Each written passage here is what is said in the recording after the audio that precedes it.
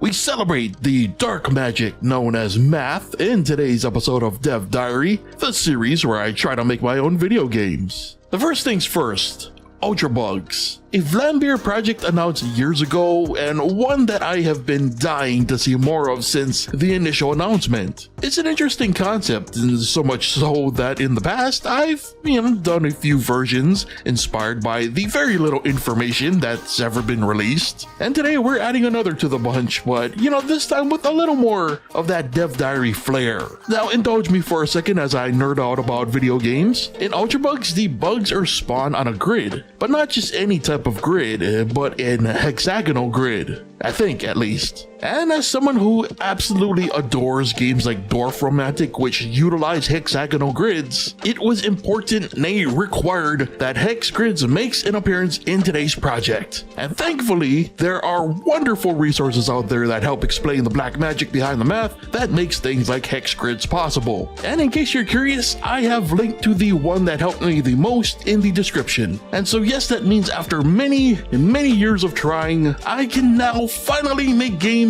using a hexagonal grid. And so what better way to break it in than creating a reverse Ultra Bugs type of game, but turning it from like an action shooter into more of a tower defense type game. So a recurring timer will spawn packs of enemies on the edges of our play area, which is comprised of the entire 24x24 hex grid. Amongst these packs are several types of enemies, all with one goal in mind: fly into and damage the player's tooth heart thing.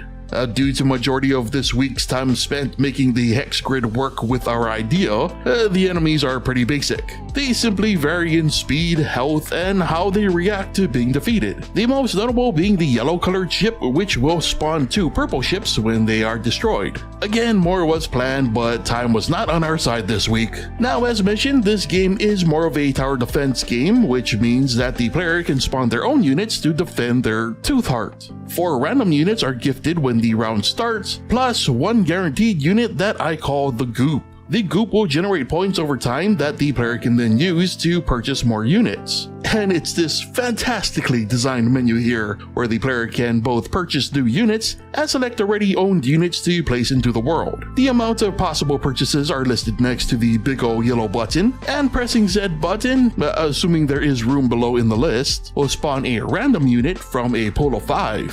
Shoutouts to Surprise Game Mechanics! Anyway, let's meet the Furious 5 that'll be saving our beloved Tooth Heart from destruction. But first, a quick reminder that if you enjoy the content, supporting me on Patreon is the best way to help me keep making it. Doing so can get you access to exclusive content and even early access to the weekly Dev Diary videos before they're released on YouTube. Now, our most basic of friends is Dot. Dot will fire a single fast-moving projectile at the nearest enemy to their position. Our next unit is Cross, who, as their name suggests, fires 4 projectiles in an X pattern. Similarly, our unit named T fires 4 projectiles, only they fired in a T pattern. Our Husky unit here is called 8 because they fire 8 relatively short-range projectiles. And then there's our final unit, the Slender Zap unit, which has the most unique projectile in that it's actually a laser beam, one that takes a bit of time to warm up but will pierce through multiple units with ease. Now, a key to the way that this game works is that in order to place a unit, it has to be placed next to an existing unit.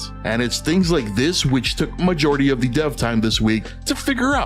See, while the grid is presented in this hex style, it's actually reading data from a standard square grid, which means that we needed to check 6 spaces versus 4 and translate that from hex to square data, or vice versa. So to get the job done, it took a mix of like trigonometry and a function to convert positional data into the nearest hex coordinates. And again, thankfully there are resources out there that made the process of figuring all of this out much easier. So yeah, the gameplay loop is pretty straightforward. Enemies spawn looking to destroy the player's tooth heart, and the player spawns in units to defend their tooth heart. As enemies are defeated, the amount that spawn per swarm increase. So really, because this was more of a proof of concept, the player keeps trucking until their imminent defeat. Originally, the player's units were meant to be mortal, but then there was the question of what happens when a connecting unit is destroyed. Does everything that would be connected to the main tooth heart cluster get destroyed with it? And if so, I was going to have to do even more research,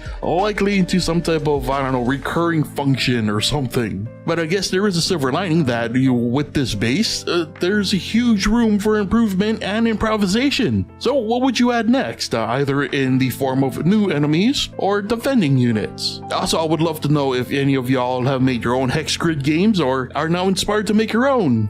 Just curious to know other folks' dev journeys. So as always, be sure to share your thoughts and ideas in the comments. While you're at it, remember to leave a like if you enjoyed the video, and why not subscribe if you're new to the channel. With that said, brings us to the end of today's Dev Diary, so thank you so much for watching, and I'll see you next time.